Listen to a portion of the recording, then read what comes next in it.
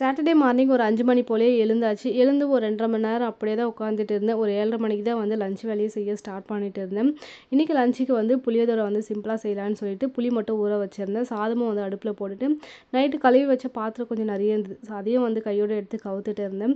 ஏன் இன்னைக்கு இவ்வளோ லேட்டா எந்திச்சு செய்றேன்னா, இன்னைக்கு லெஃப்ட் கால்ல வந்து எனக்கு கொதிக்கால் வந்துச்சு. அதுவும் ஒரு கால்ல வந்து கொதிக்கால் வந்ததுனால என்னால வலி சுத்தமா தாங்கவே முடியல.